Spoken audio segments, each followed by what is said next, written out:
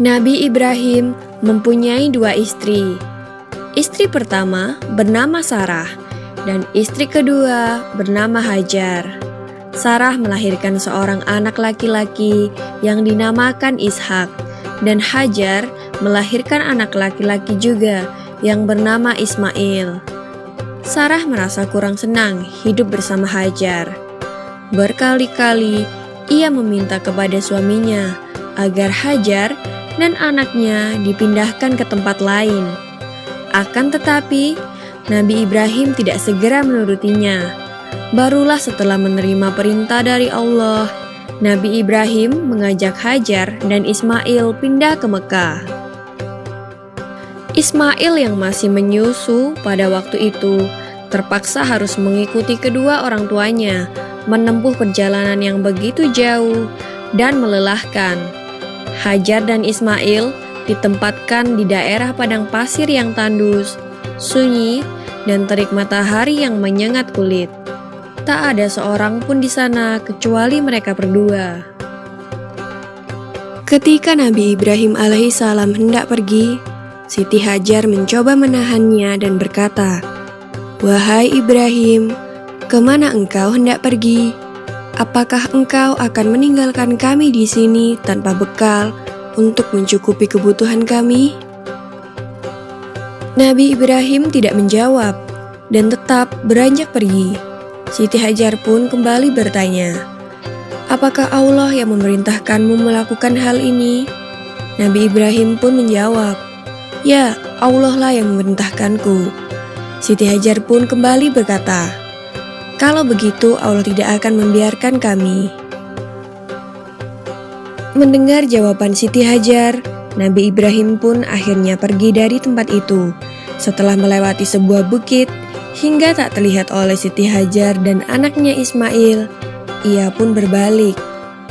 Ia memandang ke arah Baitullah, sembari berdoa meminta kepada Allah agar segala kebutuhan istri dan anaknya senantiasa tercukupi.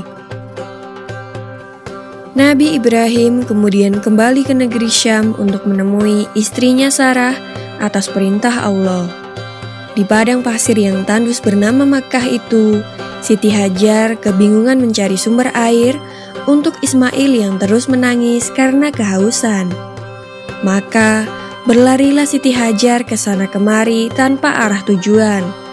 Berkali-kali ia pulang pergi antara Bukit Syafa dan Marwah, tetapi tidak didapatnya setetes air pun. Tiba-tiba Siti Hajar mendengar suara yang memerintahkan agar Ismail diletakkan di sebuah tempat. Maka diletakkanlah Ismail di tempat sesuai perintah yang ia dengar. Dengan izin Allah Subhanahu wa Ta'ala, kaki bayi Ismail yang menghentak-hentak itu seketika muncul mata air dari dalam pasir dengan derasnya. Lalu Siti Hajar pun segera meminum sepuasnya dari sumber mata air itu, dan Ismail pun berhenti menangis. Tak lama kemudian, mata air itu makin melimpah. Jibril pun berkata kepada air itu, "Zam-zam," yang berarti berkumpullah.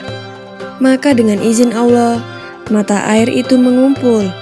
Sampai sekarang, mata air itu tidak berhenti mengeluarkan air, dan dapat kita kenal dengan sebutan air Zam-zam. Peristiwa berlari-larinya Siti Hajar antara Bukit Safa dan Marwah dalam mencari sumber air akhirnya dijadikan salah satu rukun haji yang dinamakan sa'i. Para muslim yang menjalankan ibadah haji diwajibkan berlarian kecil sebanyak 7 kali antara kedua tempat itu. Kemudian datanglah suatu rombongan kafilah Arab dan suku Jurhum yang kebetulan sedang kehausan dan mencari-cari air. Sampai di kota Mekkah, tiba-tiba mereka melihat burung-burung yang sedang berterbangan di atas suatu bukit. Mereka menduga pasti ada sumber air di tempat burung-burung itu. Dan ternyata dugaan mereka benar. Di tempat itu, mereka dapati Siti Hajar dan putranya Ismail berada di tepi mata air yang jernih dan makmur. Maka orang-orang Arab itu menemui Siti Hajar dan memohon izin untuk mengambil air dari tempat itu. Siti Hajar mempersilahkan dan minumlah seluruh anggota kafilah itu dengan puas. Setelah beberapa tahun Nabi Ibrahim alaihissalam meninggalkan anak dan istrinya itu, ia pun merasa rindu. Beberapa kali ia mengirim utusan untuk melihat keadaan anak dan istrinya itu. Dan ketika utusannya mengatakan bahwa anak dan istrinya dalam keadaan yang baik-baik saja, Nabi Ibrahim pun merasa lega. Ternyata kehidupan istri dan anaknya itu diberi serba kecukupan oleh Allah Subhanahu wa Ta'ala. Hajar dan Ismail dianggap sebagai pemilik dan pemimpin di Mekah, karena mereka berdualah yang pertama kali menetap dan bertempat tinggal di sana. Demikianlah Nabi Ibrahim tidak dapat menahan kerinduannya. Ia pun berangkat ke Mekah dan bertemu dengan Hajar dan Ismail di padang Arafah. Anak dan istrinya itu sedang menggembalakan hewan ternak yang cukup banyak. Dalam perjalanan pulang ke Mekah, setelah menggembalakan ternak, mereka beristirahat di Musdalifah karena kelelahan dan akhirnya tertidur. Dalam tidurnya yang sebentar itu, Nabi Ibrahim alaihissalam mendapat wahyu melalui mimpinya. Ia diperintahkan oleh Allah untuk menyembelih Ismail. Anak kesayangannya itu harus dikurbankan sebagai bukti patuhnya Nabi Ibrahim terhadap Tuhannya. Seketika itu juga Nabi Ibrahim terkejut dan berdebar-debar. Tampak begitu beratnya ujian kali ini.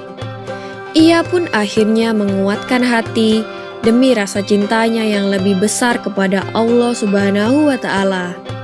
Ia juga pada akhirnya memberitahukan mimpi itu kepada Ismail.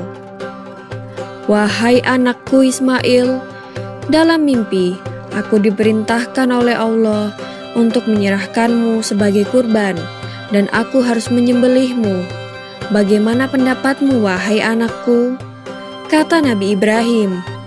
Ismail pun menjawab, "Wahai ayah, sekiranya itu perintah Allah, maka laksanakanlah apa yang telah diperintahkannya kepadamu. Aku akan tetap sabar dan ikhlas menerima cobaan ini." Dikisahkan iblis berusaha merintangi perintah Allah kepada Nabi Ibrahim. Berkali-kali iblis membujuk Nabi Ibrahim agar tidak melaksanakan perintah itu. Namun Nabi Ibrahim tetap melaksanakan perintah Allah, dan godaan iblis yang begitu dahsyatnya tak akan mampu meruntuhkan ketaatan Nabi Ibrahim kepada Allah. Nabi Ibrahim membawa Ismail ke atas bukit.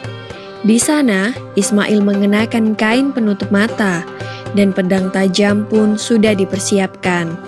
Ketika pedang itu sudah berada di leher Ismail, tiba-tiba tubuh Ismail pun diganti dengan seekor kambing yang gemuk oleh malaikat Jibril. Dengan demikian, selamatlah Ismail dari penyembelihan. Allah Subhanahu wa Ta'ala berfirman kepada Nabi Ibrahim, "Hai Ibrahim, kau sudah melaksanakan perintahku dengan ikhlas. Sebagai gantinya, aku berikan binatang ternak untuk disembelih. Ini adalah cobaan besar bagimu." Peristiwa itu terjadi pada tanggal 10 Dzulhijjah di Mina, dan sampai sekarang dirayakan seluruh umat muslim sebagai hari raya Idul Adha. Dan umat Islam yang melaksanakan ibadah haji juga dapat melakukan kurban di Mina sebagai penghormatan atas Nabi Ibrahim alaihissalam. Demikian kisah Nabi Ibrahim alaihissalam. Semoga kisah ini dapat mempertebal iman kita kepada Allah Subhanahu wa Ta'ala. Amin ya Rabbal Alamin.